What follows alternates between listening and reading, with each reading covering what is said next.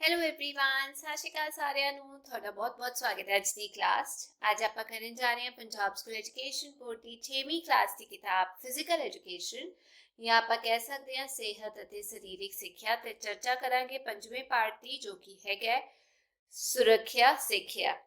ਤਾਂ ਚਲੋ ਸ਼ੁਰੂ ਕਰਦੇ ਹਾਂ ਇਸ ਪਾਠ ਦਾ ਅਭਿਆਸ।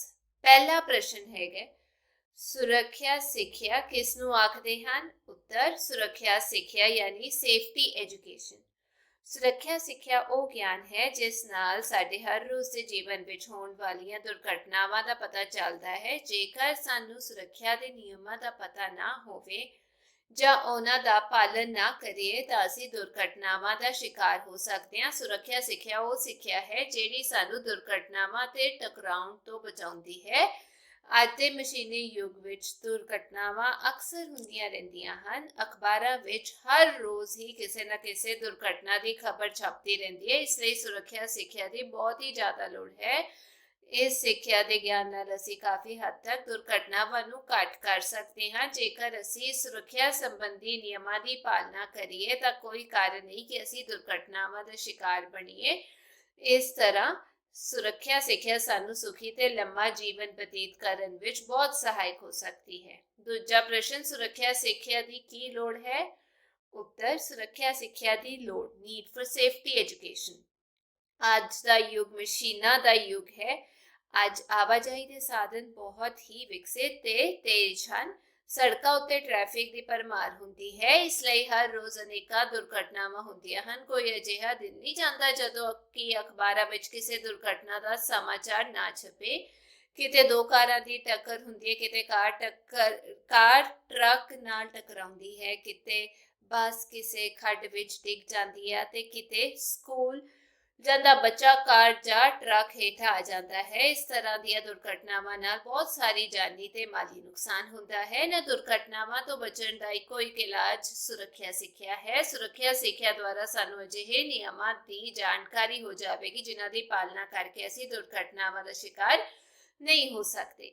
ਇਸ ਲਈ ਅੱਜ ਦੇ ਯੁੱਗ ਵਿੱਚ ਸੁਰੱਖਿਆ ਸਿੱਖਿਆ ਦੀ ਬਹੁਤ ਜ਼ਿਆਦਾ ਲੋੜ ਹੈ। ਪਹਿਲਾ ਪੁਆਇੰਟ ਸੁਰੱਖਿਆ ਸਿੱਖਿਆ ਨਾਲ ਸਾਨੂੰ ਹਰ ਰੋਜ਼ ਹੋਣ ਵਾਲੀਆਂ ਦੁਰਘਟਨਾਵਾਂ ਤੇ ਕਾਬੂ ਪਾਉਣ ਦਾ ਮੌਕਾ ਮਿਲਦਾ ਹੈ। ਦੂਜਾ ਸੁਰੱਖਿਆ ਸਿੱਖਿਆ ਸਾਨੂੰ ਸਰਲਤਾ ਨਾਲ ਸੜਕ ਪਾਰ ਕਰਨ ਵਿੱਚ ਸਹਾਇਤਾ ਕਰਦੀ ਹੈ। ਤੀਜਾ ਸੁਰੱਖਿਆ ਸਿੱਖਿਆ ਦੇ ਗਿਆਨ ਨਾਲ ਅਸੀਂ ਸੜਕ ਤੇ ਚੌਰਾਹੇ ਤੇ ਖੜੇ ਸਿਪਾਹੀ ਦੇ ਇਸ਼ਾਰਿਆਂ ਨੂੰ ਸਮਝ ਸਕਦੇ ਹਾਂ ਤੇ ਦੁਰਘਟਨਾਵਾਂ ਤੋਂ ਬਚ ਸਕਦੇ ਹਾਂ। ਚੌਥਾ ਸੁਰੱਖਿਆ ਦੇ ਗਿਆਨ ਕਰਕੇ ਅਸੀਂ ਸੜਕ ਤੇ ਹਮੇਸ਼ਾ ਖੱਬੇ ਹੱਥ ਚੱਲਾਂਗੇ।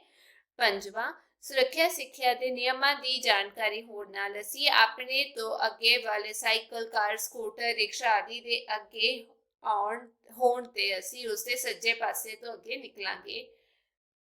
ਤੀਜਾ ਪ੍ਰਸ਼ਨ ਘਰ ਜਾਂ ਸਕੂਲ ਵਿੱਚ ਸੱਟਾਂ ਲੱਗਣ ਦੇ ਕੀ ਕਾਰਨ ਹਨ? ਉੱਤਰ ਇਹ ਆਮ ਵੇਖਣ ਵਿੱਚ ਆਉਂਦਾ ਹੈ ਕਿ ਸਾਡੇ ਘਰਾਂ ਤੇ ਸਕੂਲਾਂ ਵਿੱਚ ਦੁਰਘਟਨਾਵਾਂ ਹੁੰਦੀਆਂ ਰਹਿੰਦੀਆਂ ਹਨ। ਘਰ ਜਾਂ ਸਕੂਲ ਵਿੱਚ ਸੱਟਾਂ ਲੱਗਣ ਦੇ ਵੱਖ-ਵੱਖ ਕਾਰਨਾਂ ਦਾ ਵਰਣਨ ਕੁਝ ਇਸ ਪ੍ਰਕਾਰ ਹੈ। ਘਰ ਵਿੱਚ ਸੱਟਾਂ ਲੱਗਣ ਦੇ ਕਾਰਨ causes of injuries at home.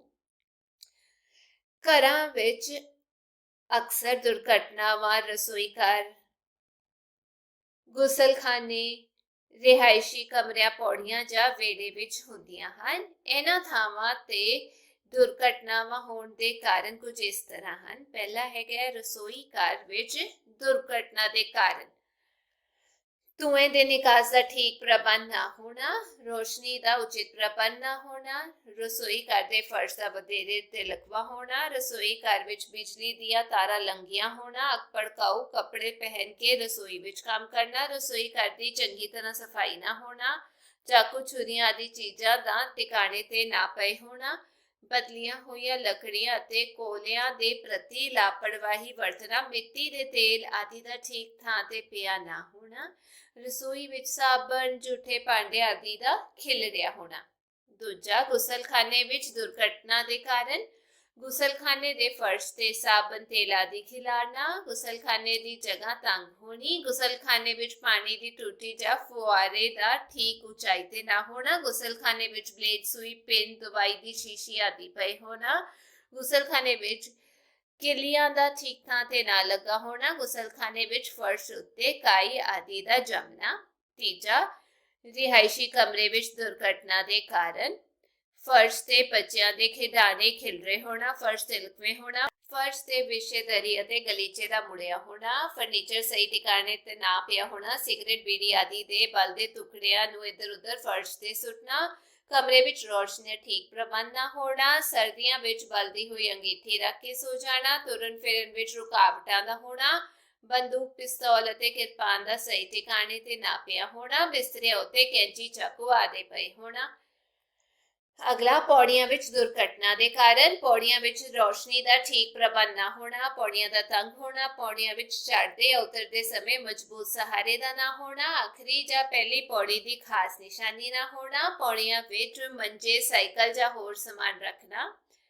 ਅਗਲਾ ਵਿਹੜੇ ਵਿੱਚ ਦੁਰਘਟਨਾ ਦੇ ਕਾਰਨ, ਵਿਹੜੇ ਦਾ ਸਮਤਲ ਨਾ ਹੋਣਾ, ਵਿਹੜੇ ਵਿੱਚ ਕੂੜਾ ਕਰਕਟ ਖਿਲ ਰਿਹਾ ਹੋਣਾ, ਪਸ਼ੂਆਂ ਦਾ ਕਿਲਾ ਵਿਹੜੇ ਵਿੱਚ ਗੱਡਿਆ ਹੋਣਾ, ਬੱਚਿਆਂ ਦੁਆਰਾ ਖੇਡਦੇ ਸਮੇਂ ਵਿਹੜੇ ਵਿੱਚ ਟੋਏ ਪੁੱਟਣਾ, ਪਸ਼ੂਆਂ ਦਾ ਚਾਰਾ ਆਦਿ ਵਿਹੜੇ ਵਿੱਚ ਖਿਲ ਰਿਹਾ ਹੋਣਾ।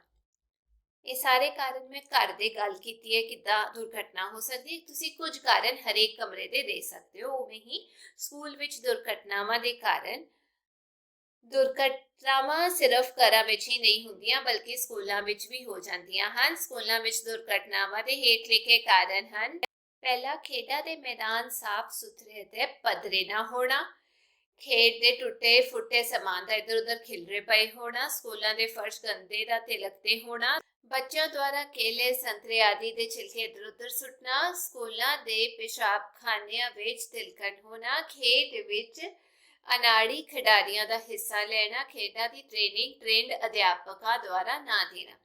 ਚੌਥਾ ਪ੍ਰਸ਼ਨ, ਘਰ ਵਿੱਚ ਸੱਟਾਂ ਤੋਂ ਬਚਾਅ ਦੇ ਕੀ ਤਰੀਕੇ ਹਨ? ਉੱਤਰ, ਘਰ ਵਿੱਚ ਦੁਰਘਟਨਾਵਾਂ ਦੇ ਬਚਾਅ ਦੇ ਤਰੀਕੇ ਹੇਠ ਲਿਖੇ ਕਿਹੜੇ ਤਰੀਕੇ ਹੈਗੇ ਨੇ? ਸਭ ਤੋਂ ਪਹਿਲਾਂ, ਘਰ ਵਿੱਚ ਰੋਸ਼ਨੀ ਦਾ ਠੀਕ ਪ੍ਰਬੰਧ ਕਰਨਾ ਚਾਹੀਦਾ ਹੈ। ਰਸੋਈ ਵਿੱਚ ਧੂਏ ਦਾ ਨਿਕਾਸ ਦਾ ਵੀ ਉਚਿਤ ਪ੍ਰਬੰਧ ਕਰਨਾ ਚਾਹੀਦਾ ਹੈ।